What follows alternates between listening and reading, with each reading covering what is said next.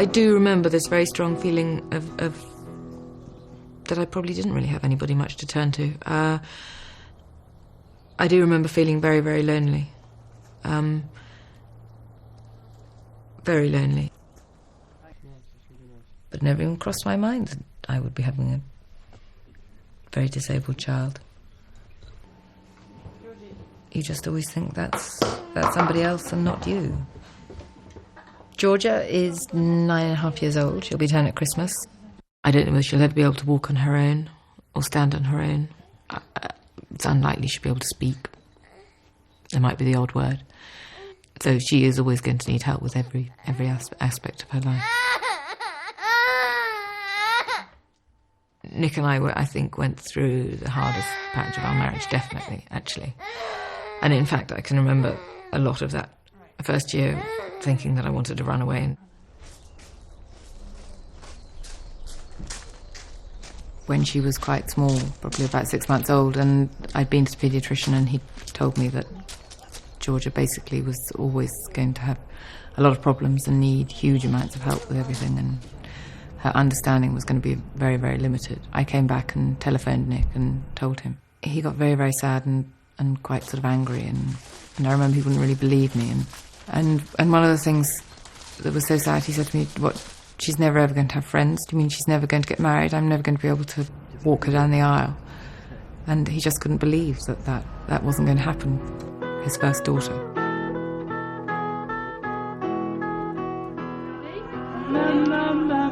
Monday, Monday, Monday, it's Statistically, you sort of look around to all your friends and know that one out of, say, 30 of you having children, one of you is going to have a disabled child. And I did very much feel, why has it got to be me? Why have I had to do it for all our friends? Normally your children grow up, go to school, eventually maybe go to university, get a job, and they have a sort of their life, their life is in stages. And Georgia doesn't have that. She's always going to need huge amounts of help.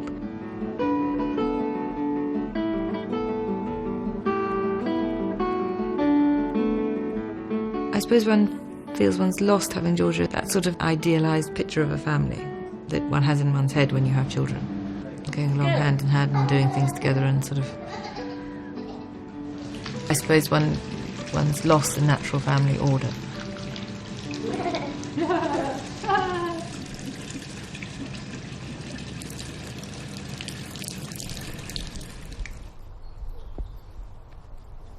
I mean, Nick obviously has to work full time. He goes off to London every day. He comes back, he wants somebody to take care of him and sort of, because he's had a long, hard day. And then I feel I want somebody to take care of me because, my back hurts. I've been carrying Georgia. She's had a screaming fit.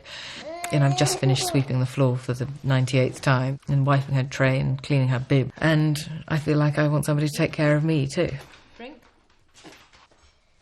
I feel a lot of time with Georgia that I'm just running on the spot, just trying to keep up. She's 10 now. She's still going to be doing the same things when she's 20, 30, and 40, and 50. And, I'm going to be 80-something then. When we got Lily, our dog, when Georgia was 6 months old, she came as a little puppy. And I used to watch Lily running around the garden, and I realised that Lily was far more aware of what was going on than Georgia was. Where are you?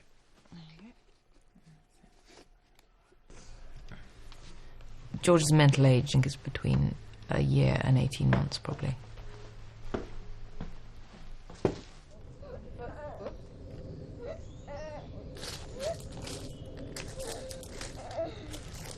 One thing I remember feeling, it was very unfair. I remember when we were staying at Nick's parents' house in Sussex, and we had some friends to stay, and they had a child who's exactly the same age as Georgia, and Georgia was also slightly later on. Georgia was 3 at the time, and I can remember Nick's mother saying to her, Emerald, would you like to come into the vegetable garden with me and pick some beans? And taking Emerald's hand and walking off with her. And that upset me more than I can say, because I just wanted my little girl to be able to take her granny's hand and pick some beans and things like that. Are very, very hard. Just to be able to do little everyday things.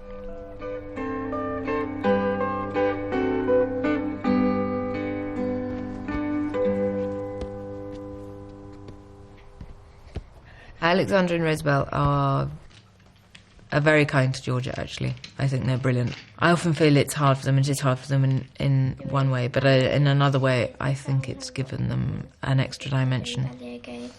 This is her on playing her game, and this is her on her rocking horse.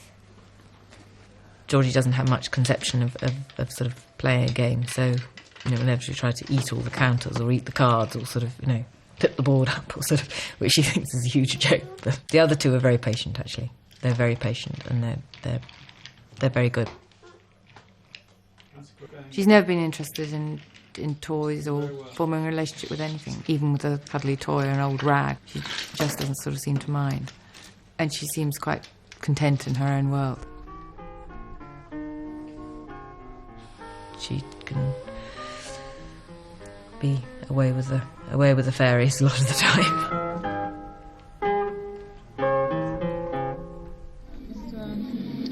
Bond. James Bond. Another new banker. I seem to collect them. Tell me, Mr. Bond. As parents, we feel sad that Georgia will never call us mummy or daddy. She'll never come into the bedroom in the morning and snuggle up in bed with us. And she'll never have a real relationship with her brother or sister.